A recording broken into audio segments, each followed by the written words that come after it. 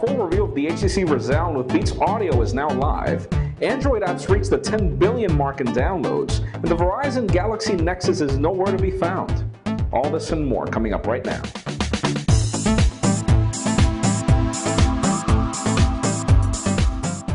Hello everyone, I'm Jaime Rivera with PocketNow.com and welcome to Android Revolution, the show where we go through what's hot and what's not inside the world of Google's Android project. Let's start this week off with what's hot.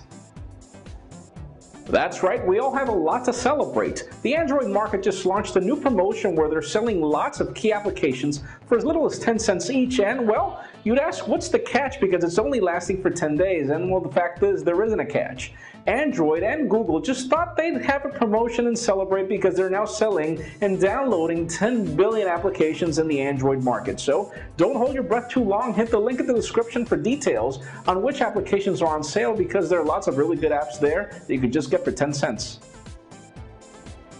Out of the smartphone releases for the week, it was just a matter of time before carriers went crazy over the white version of the Samsung Galaxy S2. Set your calendars for December 14th if you're on T-Mobile as they're releasing it. The LG Nitro HD just made its way to AT&T when it was much expected also. Specs are really compelling and decent, and expect our video coverage on the device very soon. Panasonic has also announced their presence in the European market with Android. The company teases with this D-slim shaped design which looked quite well, sadly, until they start talking about specs because they mentioned QHD resolution on a screen for next year's hardware. Not really nice. Out of this week's leaks, the Motorola Droid 4 still is nowhere to be found except for the Droid Does website. And well, specifics on release dates are still not there yet, but we're hoping that soon. Sony Ericsson's LT28AT just got Bluetooth certified with this weird name called eDream 6. Now I wonder what that means. Apparently the AT at the end of the name is for AT&T, so hopefully that will be soon. The HTC Merge recently popped up on camera also with some Verizon love, though still no release dates there. Out of this week's coverage, make sure you catch Dan Webster's full review of the HTC Resound, which got some really great ratings so far, really good device. Joe Levi also brought this really good video on the differences between the Nexus 1, the Nexus S, and the Samsung Galaxy Nexus, which is their new flagship device. Though, well, there are quite differences there. He also offers this really great article on how to root that Samsung Galaxy Nexus that's already on your hand. And if you want Google Wallet working on non-supported Android smartphones, make sure you catch Joe Levi's video on how to do it. Software updates seem to be the only weird news this holiday season. The Samsung Galaxy S2 Epic 4G Touch Squirrel, Cat, Dog, Woodpecker, whatever you want to call that thing, just got an update. The T-Mobile Sensation 4G Touch also did, and the Motorola Droid Bionic also got an update, though all this is in the name of bug fixes, so make sure you update.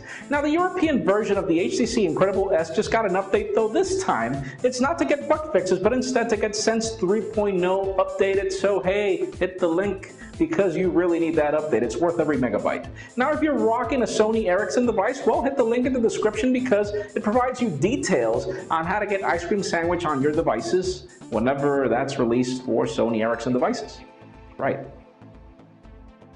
Now, Google has just launched a new service called Google Currents that intends to compete with Flipboard in bringing you a magazine-style UI for your content. The app is free and it's quite cool, so make sure you hit the link in the description to subscribe to our Pocket Now Current on your iOS or Android device. So far, we must admit it's really quite compelling, and the service is really quite worth it because you're able to experience all of our content, our reviews, and just about everything, even our video, in one place. Really cool, so make sure you subscribe down below.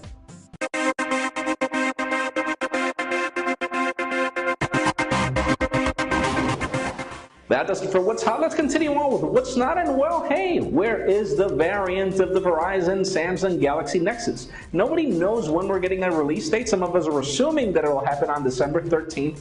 Others are blaming the fact that it has NFC, but it's not being supported by Google Wallet. It seems Verizon wants that, but apparently only Sprint is in that mix, so not really sure what's going to happen. But again, if NFC and Google Wallet are the only problem, then why don't you just release the damn device and let's get it out there and have everybody happy, and then once you're done with that, you release a software update. How hard could that be? Everybody's expecting it.